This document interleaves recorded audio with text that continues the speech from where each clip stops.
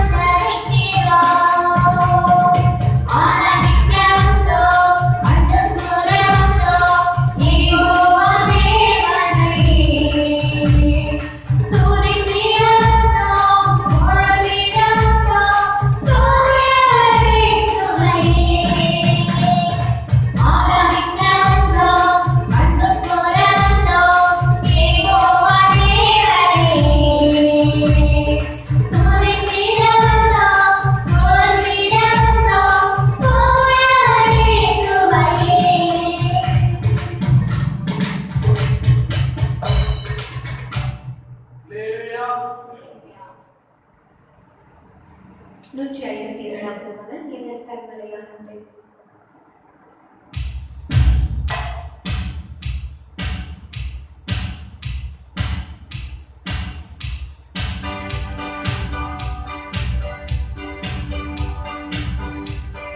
Thank you.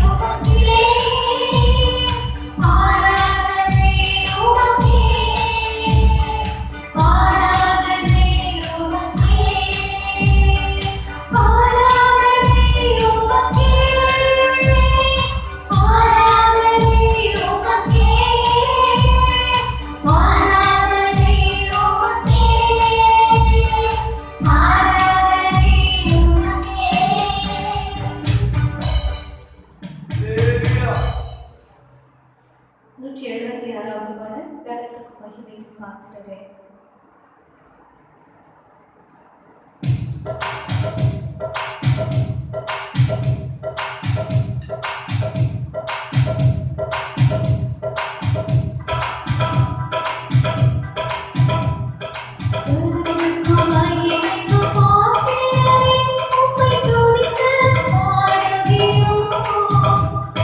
திருமண திருமணமாக உங்கள் மனித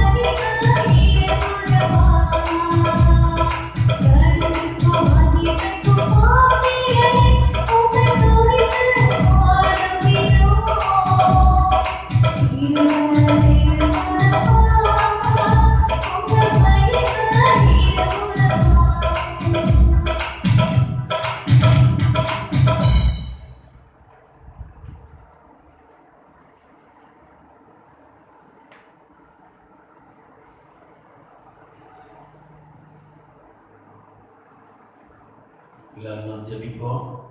தொடர்ந்துள்ள ஆராதனையை தேவன் ஆசீர்வதித்தரும்படியாக ஒரு முகமாக அவருடைய முகத்தை நான் நோக்கி பார்த்து இந்த நாளில் தேவனுடைய பரிசுத்த ஆவியானவர் நம்மோடு கூட வளர்ந்ததான அவருடைய திவ்ய பிரசன்னத்தை வெளிப்படுத்தும்படியாக ஏகமனமாக நாம் ஜெபிக்கலாம்.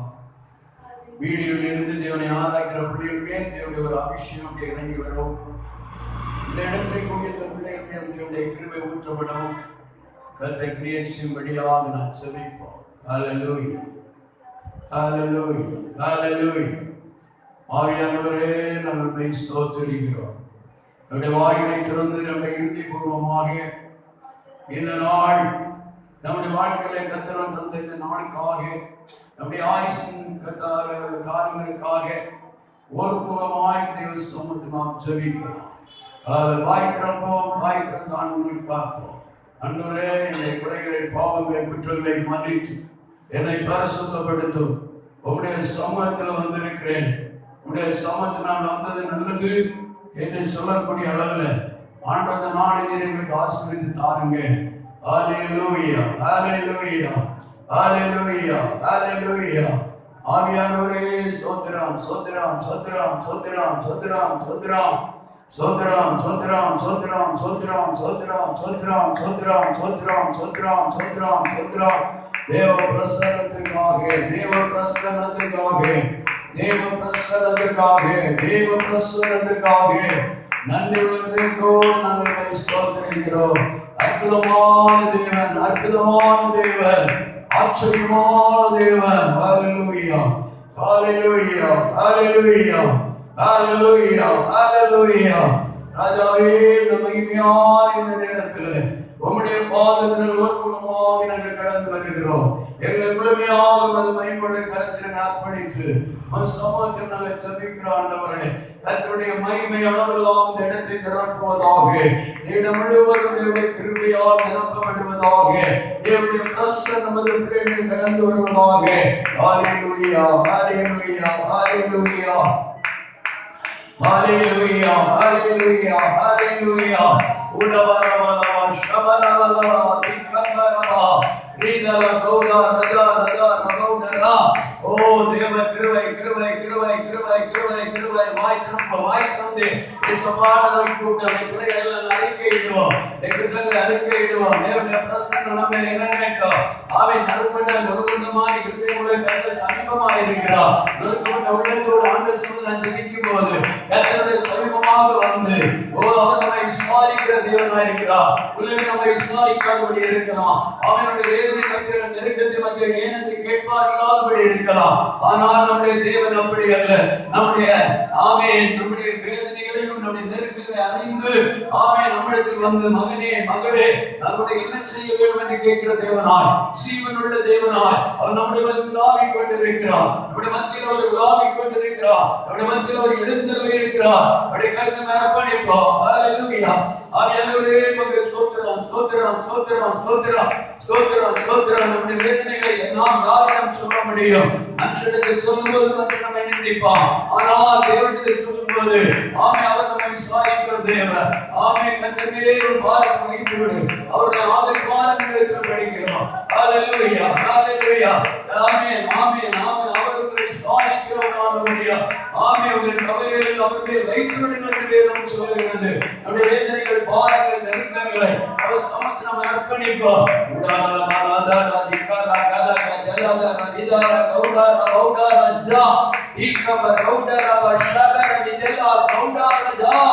ஓ தேவ கிருபை, கிருபை, கிருபை, கிருபை, கிருபை, கிருபை, கிருபை, கிருபை.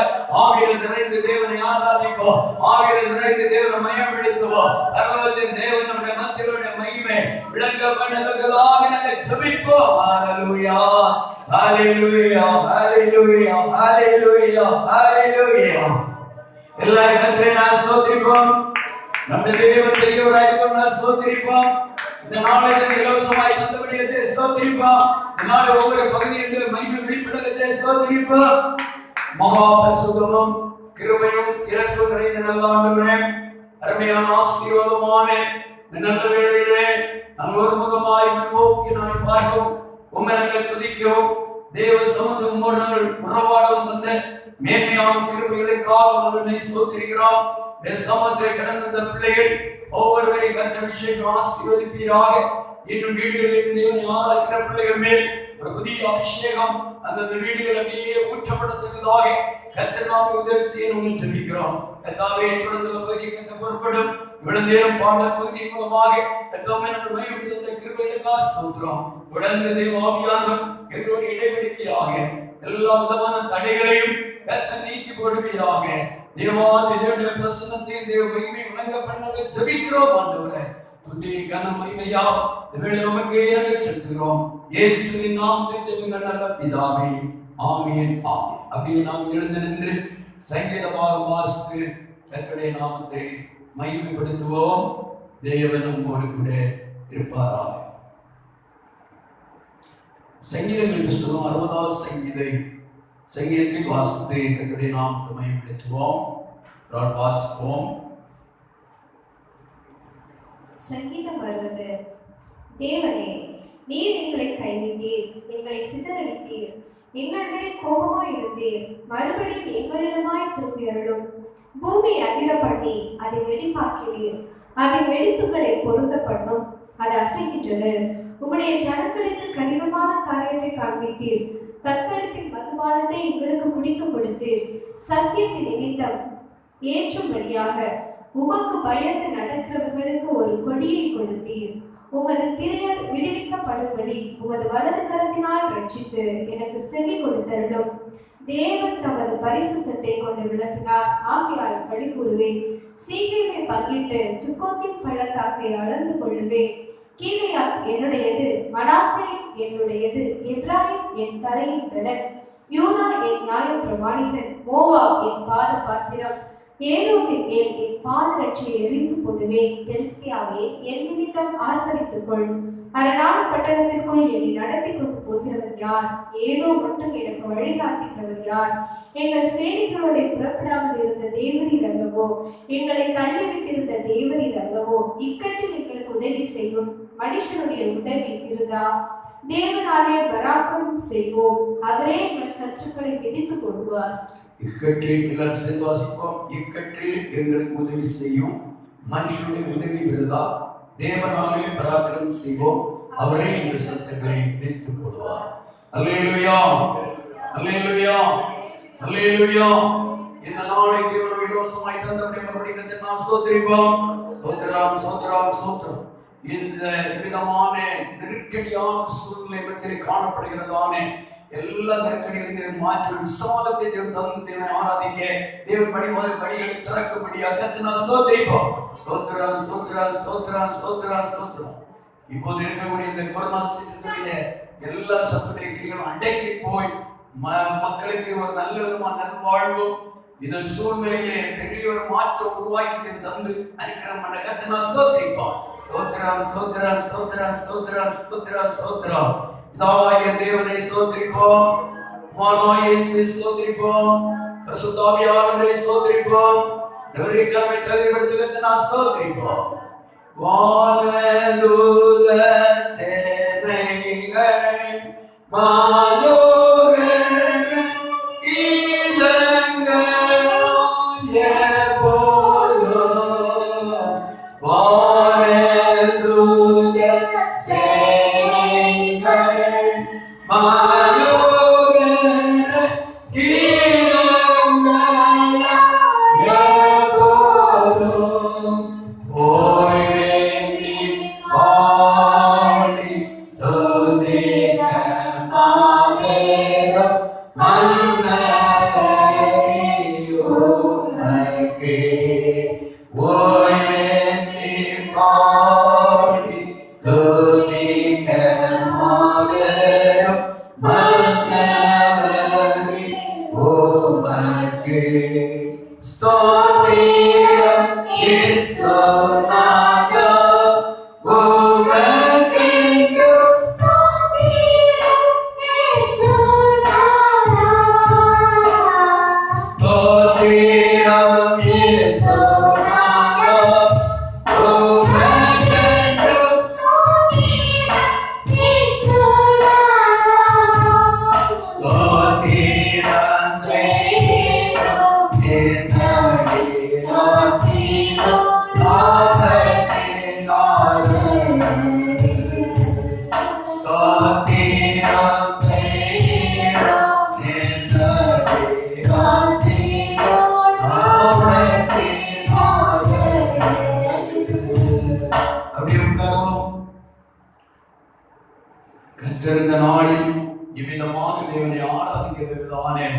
நல்ல சூழ்நிலை தந்தபடி ஒரு அல்லேலூயா சொல்லுவோம்.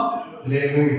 இங்கே நாம் வாசிக்கிறோம், தேவ மனிதராகிய தாவீது மெசொப்பொத்தேமியா தேசத்து சீரியரோடு சோபா தேசத்து சீரியரோடும் யுத்தம் பண்ணபோது அங்கே ஒரு பெரிய ஒரு வெற்றி அவர்கள் கண்டார்கள், ஒரு பெரிய ஜெயத்தை கண்டார்கள். அதை குறித்து இந்த பாடலில் தேவ மனிதராகிய தாவீது அருமையாக பாடியிருக்கிறார். அதிலே நாம் பார்க்கிறோம் 11-12 வசனங்களை ஒன்று வாசிப்போம். இக்கட்டில் எங்களுக்கு உதவி செய்யும், இக்கட்டில் எங்களுக்கு உதவி செய்யும், மனுஷனுடைய உதவி விடுதா, மனுஷனுடைய உதவி விடுதா, தேவனாலே பராக்கிரமம் செய்வோம், அவரே தன் சத்துருக்களை மிதித்து போடுவார். பாருங்க, தேவன் இக்கட்டில் எங்களுக்கு உதவி செய்யும், மனுஷனுடைய உதவி விடுதா என்று சொன்ன தேவ மனிதர் தாவீது நாங்கள் தேவனாலே பராக்கிரமம் செய்வோம் என்று சொல்லி ஆண்டவர் சமூகத்தில் ஆண்டவர் மையப்படுத்துகிறதை பார்க்க. உலக வாழ்க்கையில சத்துருக்கள் இப்போது நமக்கு எதிராக எடுத்துக்கொண்டே இருப்பார்கள். அந்த சத்துருக்களை நாம் முறியடித்து ஜெயம் எடுக்க வேண்டும் என்றால் நம் தேவனை அதிகமாக நாம் அண்டிக் கொள்ள வேண்டும். ஆண்டவரோடு நாம் நெருங்கி உறவாட வேண்டும். அவருடைய பரிசுத்த நாமத்தை நாம் அதிகமாக நாம் பெற்றுக் கொள்ள வேண்டும். அப்போ கர்த்தர் நமக்காக இறங்கி வருவார். தேவனுடைய வசனத்திலே ஏராள காரியங்களை நாம் வாசிக்கவும் தியானிக்கவும் முடியும். தேவன் தம்முடைய பிள்ளைகளுக்காக எழுப்பும் போது சத்துருக்கள் இதோ தேவனுடைய சமூகத்தில் தவிர்க்க முடியாது. இங்கே நாம் பார்த்து தேவனாலே பராக்கிரமம் செய்வோம். எந்த ஒரு காரியத்தையும் நாம் ஜெயம் எடுக்க வேண்டும் என்றால் தேவனால் மட்டும்தான். தேவன் இல்லாதபடி நம்மால் எதுவும் செய்ய முடியாது. அவர் சொல்ல ஆகும், கட்டளை நிற்கும். அவர் ஒரு காரியத்தை சொன்னால் அது அப்படியே ஆகும் என்று வேதத்தில் நாம் படிக்க. ஆகினால் நம்முடைய வாழ்க்கையிலே நாம் எப்போதுமே எந்த ஒரு காரியத்துக்காக நாம் கடந்து வந்தாலும், ஒரு காரியத்தை செய்வதற்கு ஆயத்தப்பட்டாலும், ஒரு யாத்திரை புறப்பட்டால், நாம் ஒரு காரியத்தை நாம் சாதித்து எடுக்க வேண்டும் என்ற ஒரு சூழ்நிலை இருந்தால் எல்லாருக்கும் முதலாவது தேவை ஜெபம். ஜெபம் இருக்கும்போது அந்த ஜெபத்தினாலே கர்த்தர் நமக்கு முன்னால கடந்து போய் கொண்டே இருப்பார். நமக்கு வேதத்தில் படிக்கிற மீகாவிலே தடைகளை நீக்கி போடுகிற உங்களுக்கு முன்னே கடந்து போகிறார். தடைகளை நீக்கிறவர் கர்த்தர். தடைகள் எப்பொழுது பிள்ளைகளுக்கு எதிராக வந்து கொண்டே இருக்கும். ஜெபிக்காமல், தேவனை பற்றிய பயம் இல்லாமல், தேவனை பிரியமில்லா பாதை நடக்கிறதான ஜனங்களுக்கு எல்லாம் அனுகூலம் போல இருக்கும், எல்லாம் நன்மையா இருக்கும்.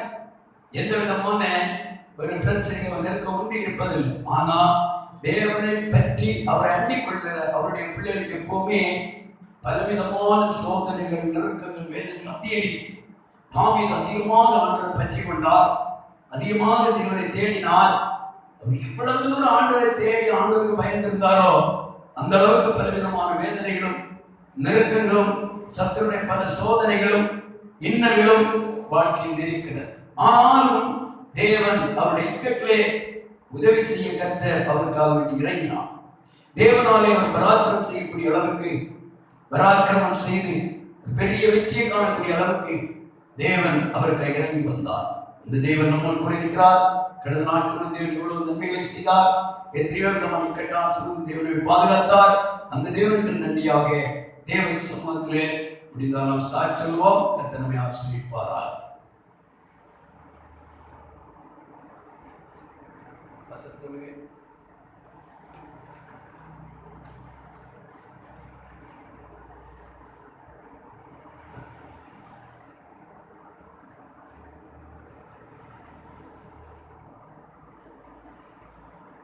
இரவில் உண்டாகும் பயங்கரத்துக்கும் பகலில் பறக்கும் அம்புக்கும் இருளில்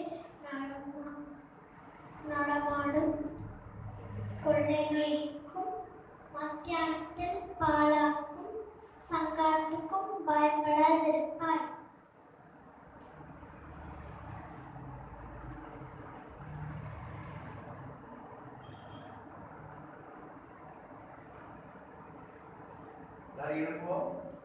பாடும்போது எத்தனை பண்ணுவோம்.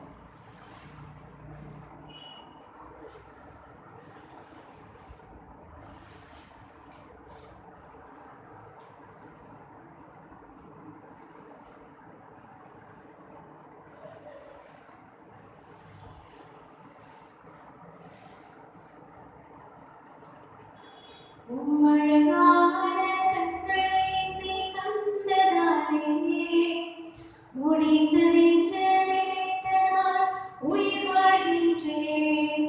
உம்மழகான கண்கள் என்னை கண்டதாலே முடிந்ததென்று நினைத்த நான் உயிர் வாழ்கின்றேன்.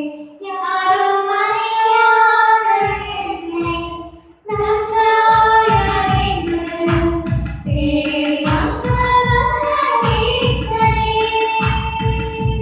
யாரும் அறியாத என்னை நன்றாய் அறிந்து தேடி வந்த நல்ல நேசரே.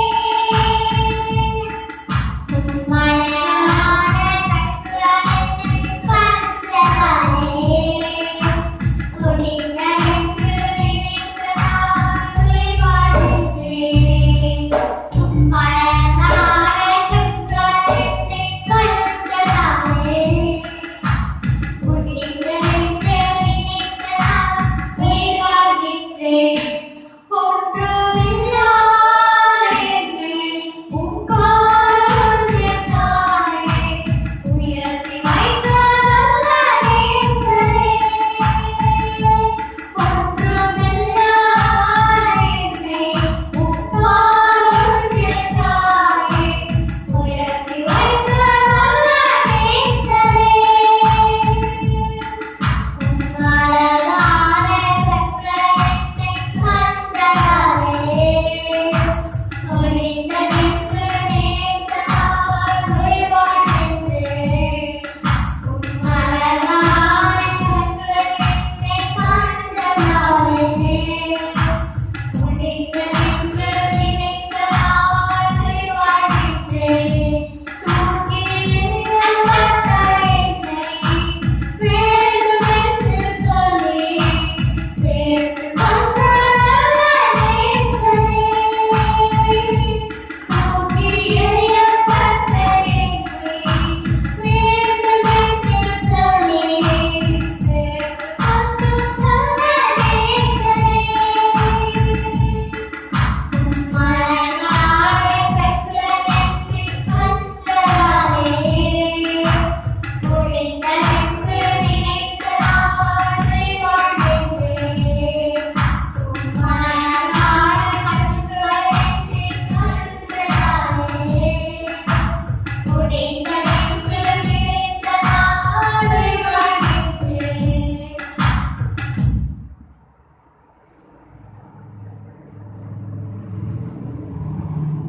என்றபடியே நாம் ஜெபிப்போம். பரலோகத்தின் தேவன் இந்த நாளில் நம்மோடு கூட தொடர்ந்து அவருடைய மகிமையான கிரியை செயல்படுத்துகிறதாக சகல விதமான தடைகளையும் கர்த்தர் நீக்கி அவருடைய மகிமையை விளங்க பண்ணி நம்மை தம்முடைய ஆசீர்வாதத்தை பொழியும்படியாக நம்முடைய கண்களை மூடி கர்த்தர் சமூகத்தில் ஒரு முகமாக நாம் ஜெபிப்போம்.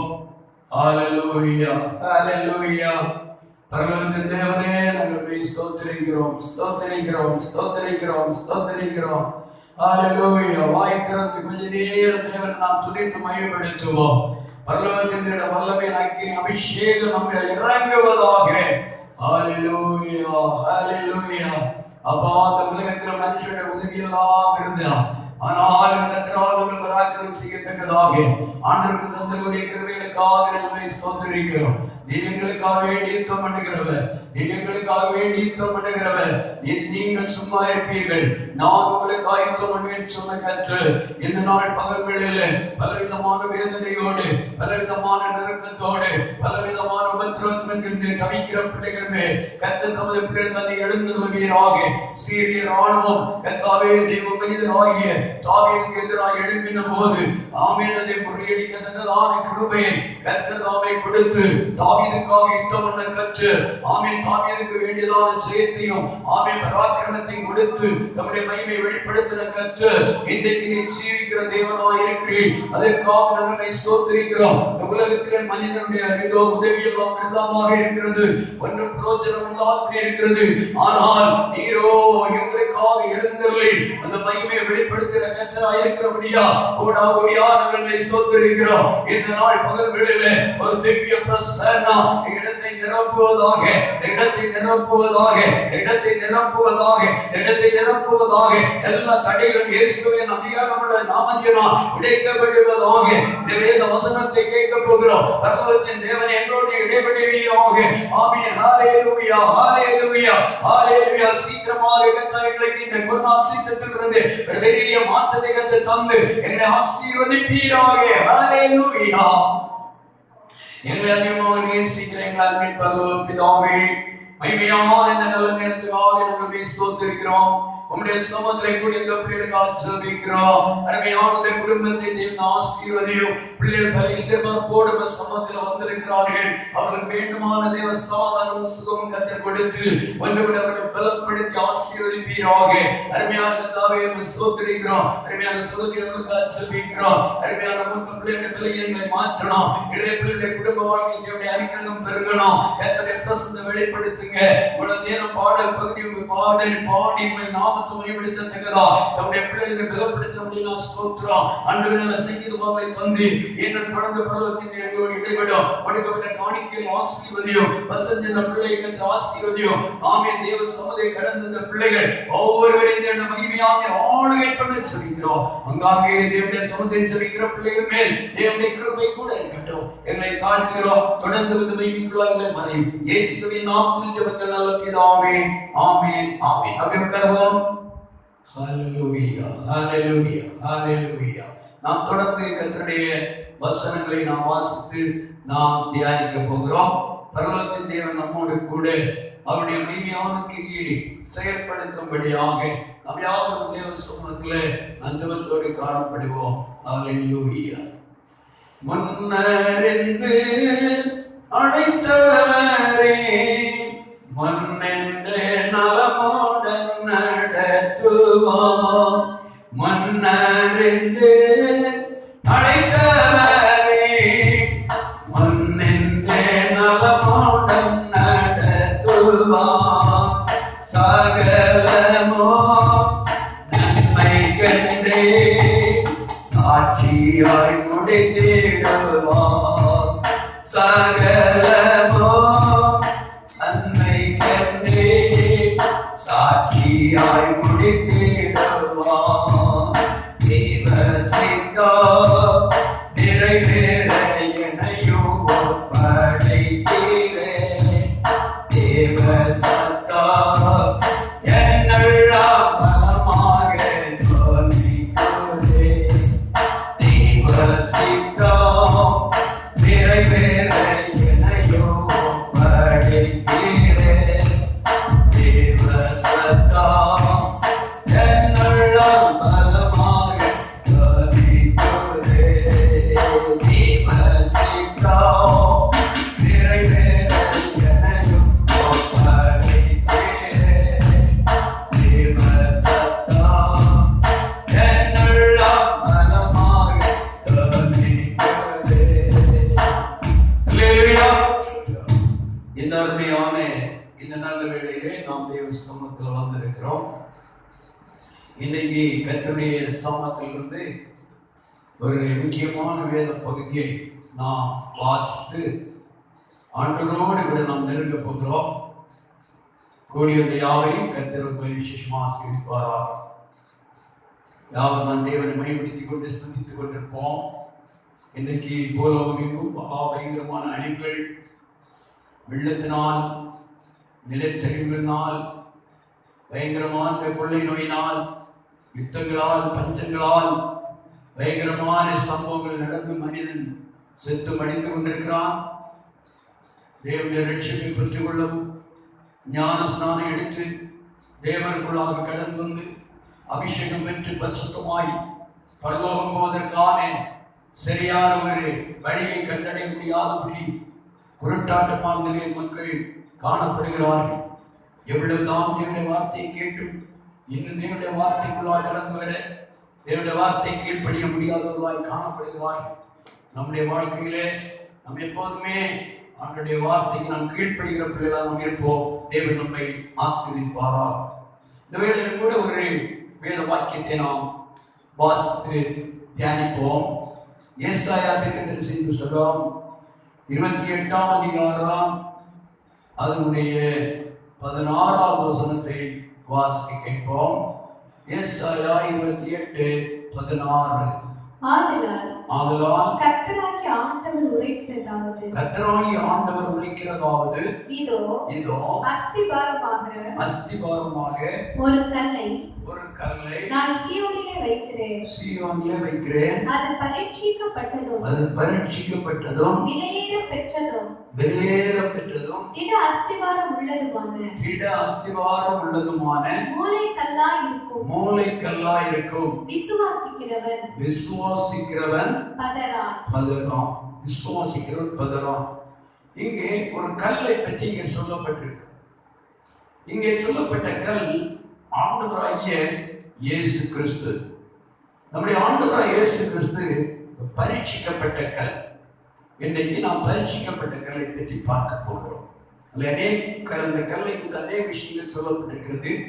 சீயோனிலே வைக்கப்பட்ட கல், பரீட்சிக்கப்பட்ட கல், வெளியேறப்பட்ட கல், அஸ்திவாரம் போடப்பட்ட கல், மூலைக்கல்.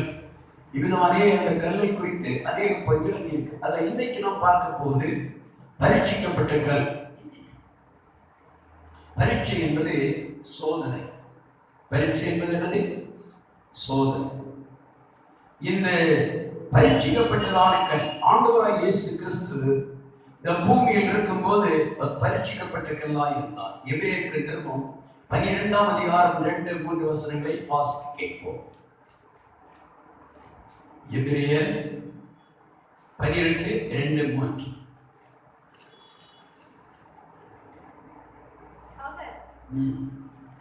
அவர் தமக்கு முன் வைத்திருந்த சந்தோஷத்தின் பொருட்டு அவமானத்தை எண்ணாமல் சிலுவையை சகித்து தேவனுடைய சிங்காசனத்தின் வலது பாரிசத்தில் வீற்றிருக்கிறார். ஆகையால் நீங்கள் சிலுவையை சகித்தார். சிலுவை என்பது நிந்தனை, உபத்திரவம், பாடுகள், பலவிதமான சோதனைகள். அதான் பரீட்சை. பிள்ளைகள் ஸ்கூல்ல படிக்கிறார்கள், அவர்களுக்கு பரீட்சை வைக்கிறார்கள், எக்ஸாம் வைக்கிறார்கள். அதில் தான் பிள்ளைகள் எவ்வளவு படித்திருக்கிறார்கள் என்பதை அறியவும், மேல் வகுப்பு கடந்து போக அதில் அவர்கள் தேர்ச்சி அடையவும் அது மிகவும் உதவியா இருக்கு.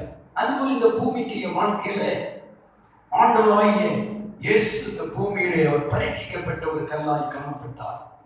எப்படி பரீட்சிக்கப்பட்டார்? பலவிதமான ஏசாயாவின் புஸ்தகம் 53 நீங்கள் படிக்கும்போது சொல்லப்பட்டிருக்கிறது. அவர் பரீட்சிக்கப்பட்ட நிலையை குறித்து 5-6 வசனங்கள் எல்லாம் வாசிக்க கேட்போம்.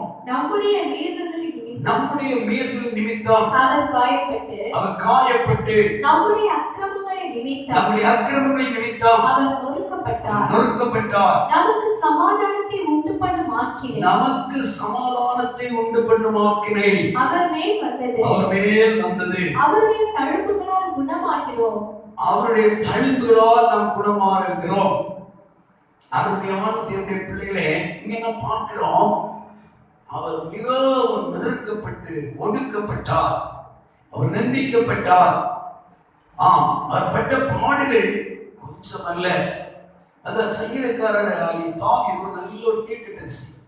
ஆண்டவராகிய இயேசு கிறிஸ்துவின் பாடு மரணங்களுக்கு முன்பதாகவே ஆண்டவராகிய இயேசு பரீட்சிக்கப்படுவார் என்று சொல்லி தீர்க்கதரிசனம் சொல்லுகிறார். வாசித்து பாருங்கள், சங்கீதம் 22ஆம் அதிகாரம் அதனுடைய 7 வசனம் வாசிப்போம். என்னை பார்க்கிறவர்கள் எல்லாரும் என்னை பரியாசம் பண்ணி உதட்டை பிதுக்கி தலையை துலுக்கி கர்த்தர் மேல் நம்பிக்கையா இருந்தானே அவர் இவனை விடுவிக்கட்டும்.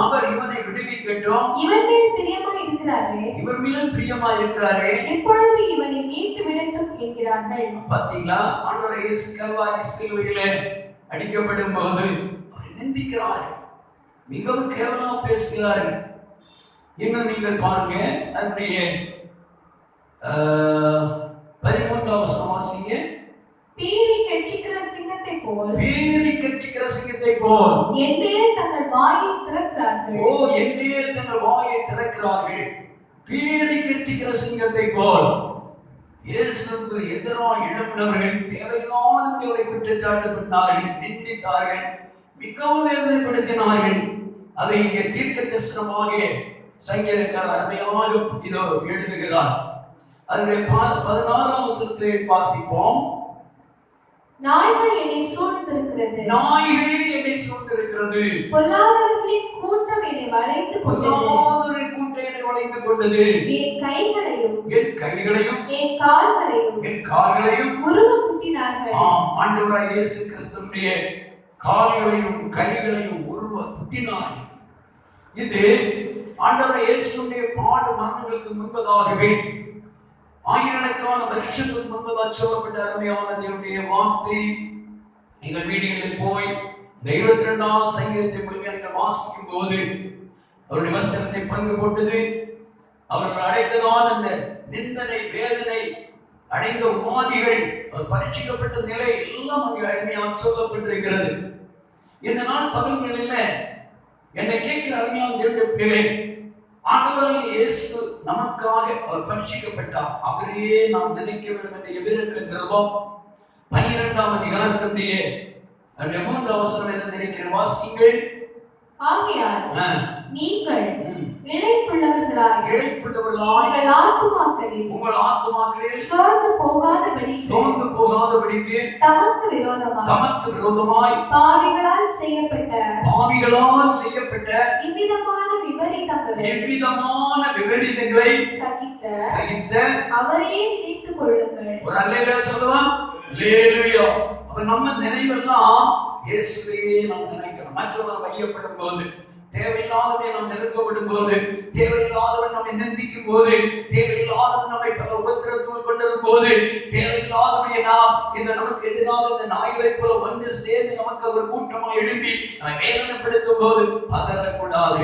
இயேசுவை நினைக்கணும். மனுஷனை அல்ல, உலகத்தை அல்ல, உலக சூழ்நிலை அல்ல, ஆண்டவர் இயேசுவை நாம் நினைக்கணும். இயேசுவை நாம் நினைத்து, இயேசுவே எனக்காக வேண்டி இவ்வளவு தூரம் பாடுபட்டீரே, இவ்வளவு தூரம் நான் நிந்திக்கப்பட்டீரே, இவ்வளவு தூரம் நீர் வாதியின் மீதோ அடைந்தீரே, இதெல்லாம் எனக்காக.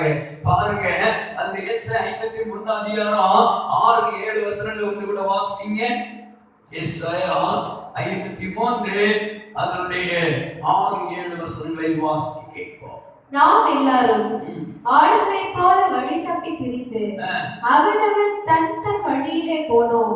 கர்த்தரோ நாம் எல்லாருடைய அக்கிரமத்தையும் அவர் மேல் விழப்பண்ணினார்.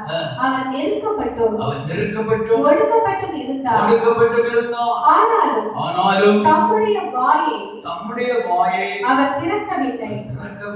அடிக்கப்படும்படி கொண்டு போகப்படுகிற ஒரு ஆட்டுக்குட்டியை போலவும் தன்னை மயிர் கத்திரிக்கிறவனுக்கு முன்பாக சத்தமிடாதிருக்கிற ஆட்டை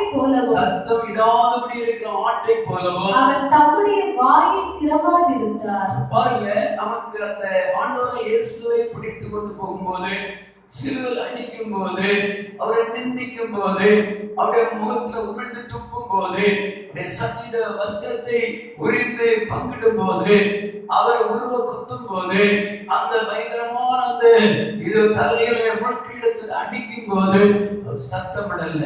அவர்களுடைய வாயில் இருந்து ஒரே ஒரு வார்த்தை வந்ததான். என்னவென்றால், பிதாவே இவர்களுக்கு மன்னியும், பிதாவே இவர்களுக்கு மன்னி, பிதாவே இவர்களுக்கு மன்னி என்று இதோ பிதாவை நோக்கி ஜெபித்துக் கொண்டே இருந்தார். அதுதான் அவருடைய ஒரே வார்த்தை. வேற எந்த வார்த்தையும் அவருடைய வாயிலிருந்து வரல. இந்த 7 வார்த்தைகள் நாம் படிக்கிறோம். மிகவும் பிரதானமான முதல் வார்த்தை, பிதாவே இவர்களுக்கு மன்னியும். இவர்கள் செய்கிறது என்னதென்று அறியாதிருக்கிறார்கள்.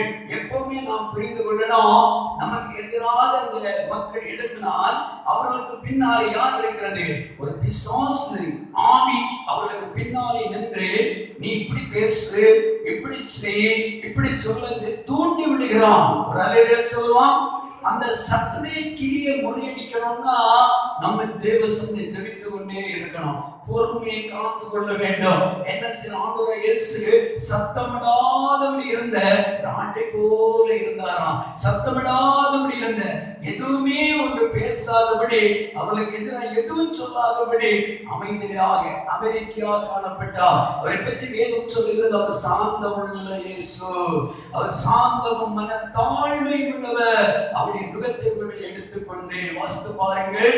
மத்தேயு சுவிசேஷம் 29ஆம் அதிகாரம் அதனுடைய 12ஆம் வசனத்தை வாசிக்க கேட்கிறோம்.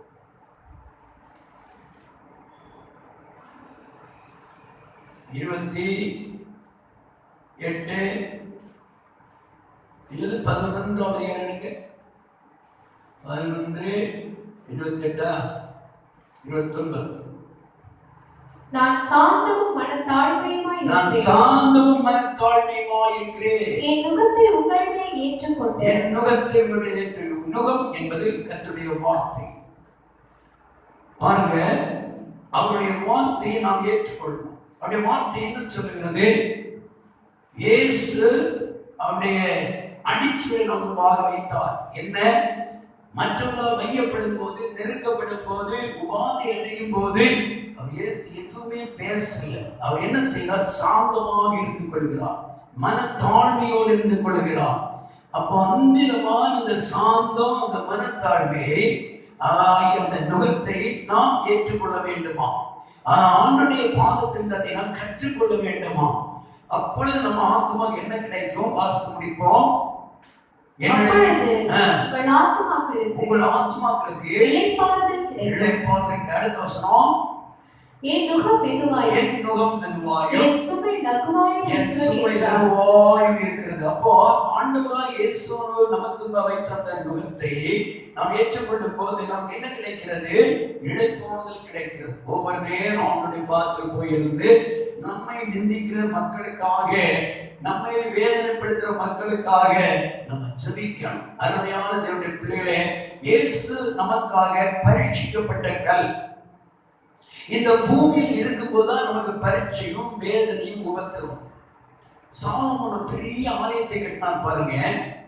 அந்த ஆலயத்தை கட்டும் போது அவருக்கு அந்த ஆலயத்துக்காக வேண்டி அந்த பெரிய கற்களை உடைத்து எடுக்கிற எந்த இடத்துல அங்கே வைத்து அந்த நல்ல ஒளியினாலும் சித்தியனாலும் வாழ்நாளும் செருக்கி அதை ஒழுங்குபடுத்தி எந்த ஒரு விதமான குறைவும் இல்லாதபடி அதை சீர்படுத்தி கொண்டு வந்து ஆலயத்தை கட்டினாலாம்.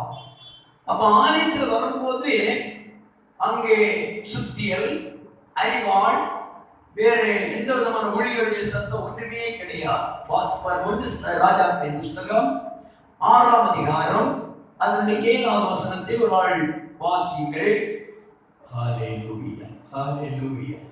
1 ராஜாக்கள் 6ஆம் அதிகாரம் அதனுடைய 7ஆவது வசனம். ஆலயம் கட்டப்படுகையில் அது பணி தீர்ந்து கொண்டு வரப்பட்ட கற்களாலே கட்டப்பட்டது. கற்கள் என்பது முதலாவது பரிசுத்தப்பட்ட கல் இயேசு. அடுத்தபடியே நானும் நீங்களும் ஒவ்வொரு கற்களாக இருக்கிறோம். நாம் இந்த பூமியில் இருக்கும் போது பரீட்சிக்கப்பட வேண்டியது அவசியம். பரீட்சை என்பது உடைவு, தட்டுதல், முட்டுதல், கொட்டுதல். பாருங்க, இந்த கற்கள் ஆலயத்தில் வரும்போது அது ஒன்றுமே அங்கே இல்லை, பணி தீர்க்கப்பட்டது. அது அந்த பாறையில் மலைப்பகுதியில் வெட்டி எடுக்கிற அந்த கல் எந்த இடத்தில் வெட்டி எடுக்கப்பட்டதோ அந்த இடத்தில் வந்து அது என்ன செய்யப்படுகிறது? பணி தீர்க்கப்படுகிறது. அது இந்த பூமியில நம்ம இருக்கு நாட்கள் மட்டும்தான் நமக்கு வேதனை, நெருக்கம், உபத்திரவம் எல்லாம் வரும். இதை நாம் என்ன செய்யணும்? நாம் சகிக்கணும். நமக்கு வருகிற அந்த உபத்திரவங்கள் பரீட்சை. அதை நாம் சகிக்கும் போது நம்மை தேவன் எங்கே கொண்டிருக்கிறார்? ஆலயத்தில் கொண்டிருக்கிறார். ஆலயம் சீயோன், தேவனுடைய ராஜ்யம். அங்கே நம்மை தேவன் கட்டுவிக்கிறார். அங்கே போன பின்பு நமக்கு எந்த விதமான கொட்டுதல், உபத்திரவம், நின்ற அவமானம் வேறு ஒன்றுமே கிடையாது. அங்கே நாம் எப்படி இருப்போம்? இளைப்பாறை கொண்டிருப்போம். நல்லா அலையில சொல்லுவோம். அந்த இளைப்பாறுதலை நாம் பெற்றுக் கொள்வதற்காக பூமியில் நாம் இருக்கும் நாள் வரையிலும் நாம் சித்திரம் தீர்க்கப்பட்ட அரண்மனை கற்களாய் மாற வேண்டும். அல்லேலூயா சொல்லுவோம். இந்த பாடுகள் உந்தன் வாழ்வுக்காய் சொந்தப்படுத்தி ஏற்றிக் கொண்டார். இந்த பாடுகள் உந்தன் வாழ்வுக்காய் சொந்தப்படுத்தி ஏற்றிக் கொண்டார். நேசிக்கின்றாரோ நேசு மாதிரி நேசிக்குவா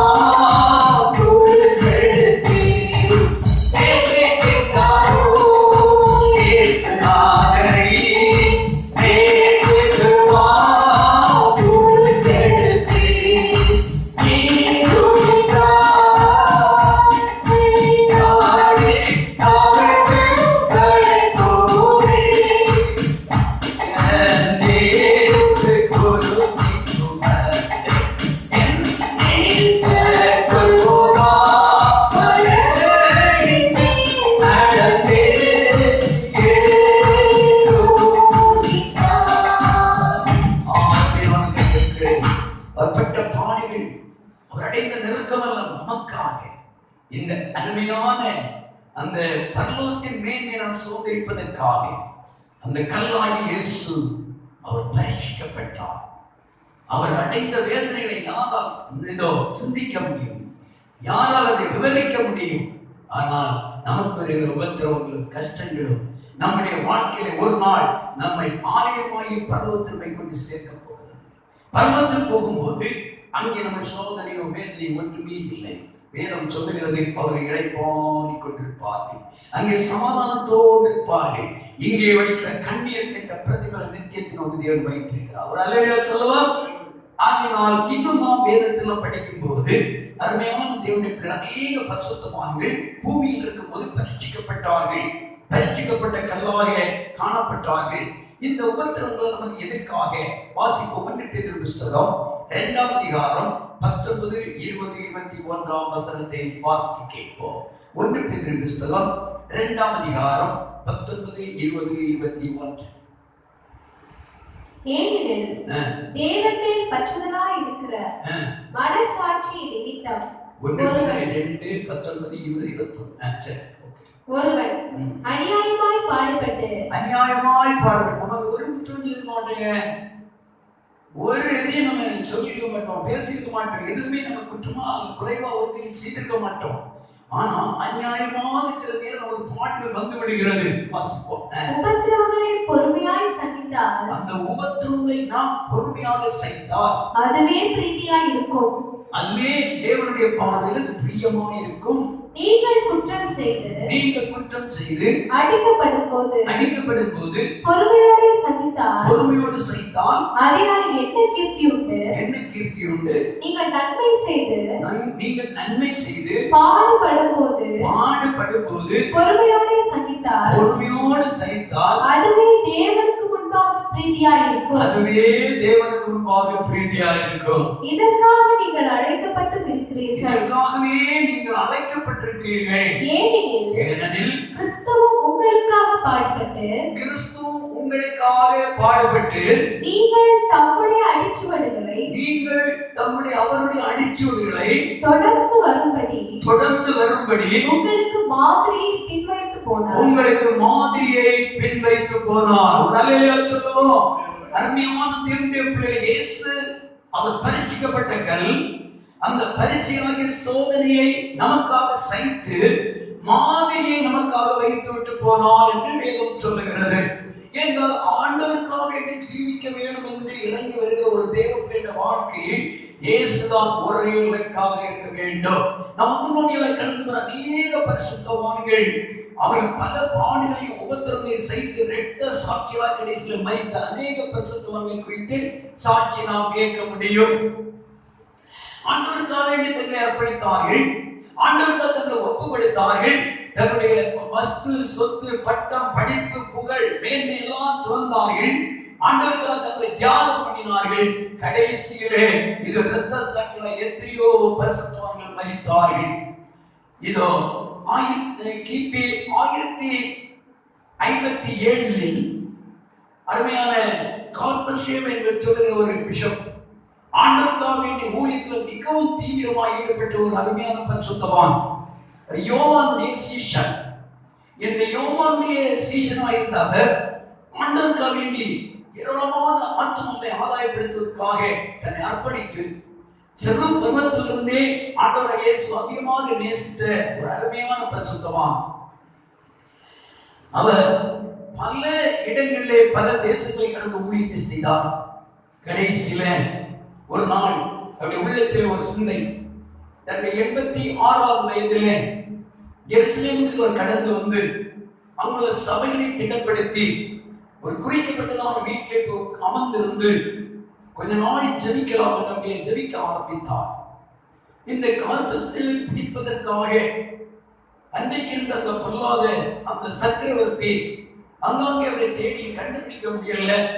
கடைசி இனமாக அவர் அமர்ந்திருக்கிறார் அறிந்து அநேக போர் சேவைகளை இதோ அவர் அனுப்பி அவரை பிடிக்க முடியாது சொன்னார்.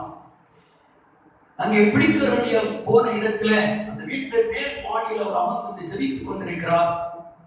அவரை பிடிக்கும்படியாக வந்த படை வீரர்களை பார்த்து அவரையே நீரை கீழே வந்து அவரை வரவேற்று, நான் 2 மணிக்கு ஜெபிக்கணும், ஏதோ தருணம் கொடுங்க என்று சொல்லிவிட்டு அந்த 2 மணிக்குள்ள அந்த வீட்டில் இருந்து சொன்னா பார்த்தவங்க எல்லாரும் சாப்பாடு கொடுங்க, ஒரு ஆகாரம் கொடுங்க, அவர்கள் போஷிக்கப்பட வேண்டும் என்று சொல்லி அவர்களை போஷிக்க வைத்து அவர் இந்த 2 மணிக்குள்ள கர்த்தருடைய சமூகத்தில் போய் உட்கார்ந்து ஜெபித்தார். ஜெபித்து முடித்து விட்டு சொன்ன அவரே வந்து என்னை கைதியாய் கொண்டு போக என்று சொல்லும் போது இங்க வந்த போர்ச்சவர்களை ஒன்றும் சொல்ல முடியல, பாருங்க இப்படிப்பட்ட ஒரு நல்ல மனுஷன் கொலை செய்யப்பட போகிறாரு என்று சொல்லி வேதனையோடு கூட கழுதையின் மேல் அவரை ஏற்றி அமிதமாக ஏதோ பெரிய வீதி வழியாக கொண்டு வந்து சக்கரவர்த்தி முன்பாக நிறுத்தினதான வேளையில இந்த சக்கரவர்த்தி ஒரு காரியத்தை கேட்டார்.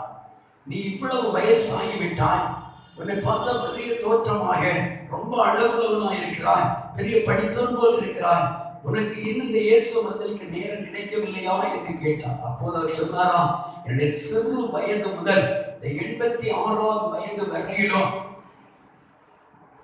இந்த 86வது ஸ்தோத்திரம் பண்ணிட்டு தான் அவங்க சரியா ஸ்தோத்திரம் பண்ணிட்டே இருப்போம். சரி, இந்த 86வது வயது வரையிலும் என் ஆண்டவர் என்னை எவ்வளவாக என்னை நேசித்து என்னை அற்புதமாக என்னை நடத்தினார். அவர் எனக்கு ஒரு தீமையும் செய்யல, என்னை எவ்வளவோ நன்மை செய்தார். அந்த தேவனை நான் மறுதளிக்கவே மாட்டேன்றாராம்.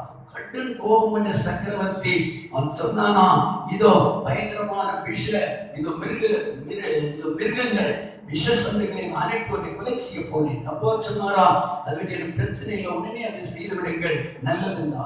இந்த தீவிரமான இந்த தைரியமான வார்த்தையை கேட்டதான சக்கரவர்த்திக்கு மிகவும் கோபம் வந்தது. சொன்னானா, அதனால நீ சாப்பிடவில்லை, நான் எரித்து சாம்பலாக்க போறேன் என்றார்.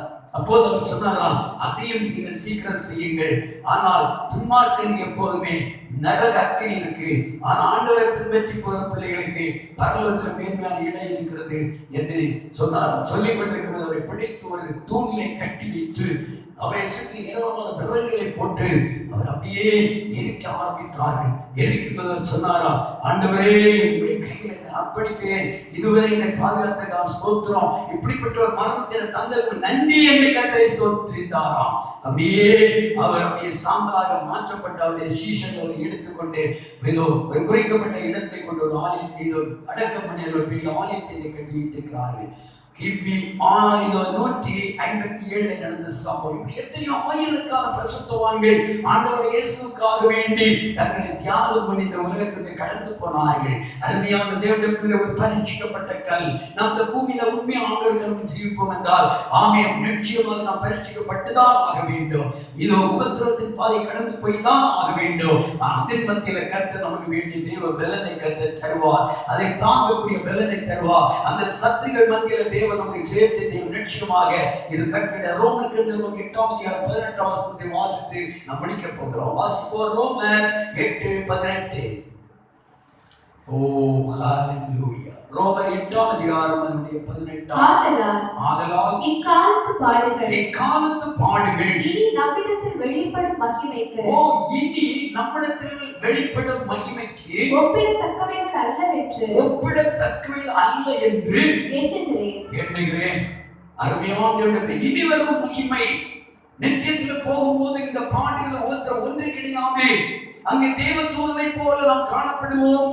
மிகவும் சமாதானத்தோட சந்தோஷத்தோடு நம்ம இருப்போம். இந்த உலகத்தின் வேதனை எல்லாம் நம்ம விட்டு மாறி போகும். ஆகினால் நமக்கு தந்த இந்த நாட்களில் வருகிற வேதனைகளை சகிக்கக்கூடிய பலனை கண்டு தரவும், அந்த சோதனை நமக்கு செய்ய நமக்கு கிடைக்கும். நாம் தேவ சொந்த ஜெபிப்போம், ஆண்டுடைய கருத்தை அர்ப்பணிப்போம். அது மட்டுமல்ல, நம்முடைய சத்துக்களுக்காக நாம் எப்பொழுதுமே ஆண்டவரோடு கூட அவர்களை மன்னிக்கும்படியா நாம் ஜெபிப்போம். கர்த்தர் அவர்களை சந்திப்பா, அவர்களை தொடுவா. நமக்கு ஒரு மாற்றம் நிச்சயமாக கடந்து வரும். நாம் பரீட்சிக்கப்பட்ட கல்ல நாம் இன்னைக்கு இருக்கிறோம். பதற வேண்டிய தேவையில்லை. ஒன்றும் தேவன் நமக்கு தீமைக்கு செய்கிற தேவன் அல்ல.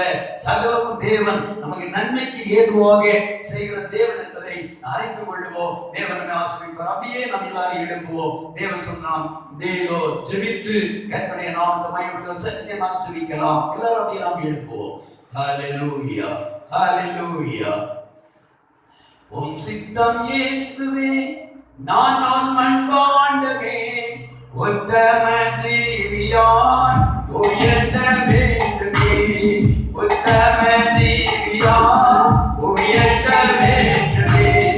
நித்தம் என் பந்தயம் சத்திய கிருபையே, நித்தம் என் பந்தயம் சத்திய கிருபையே. சித்தமருக்கு யாம் செய்திட வேண்டுமே, சித்தமருக்கு யாம்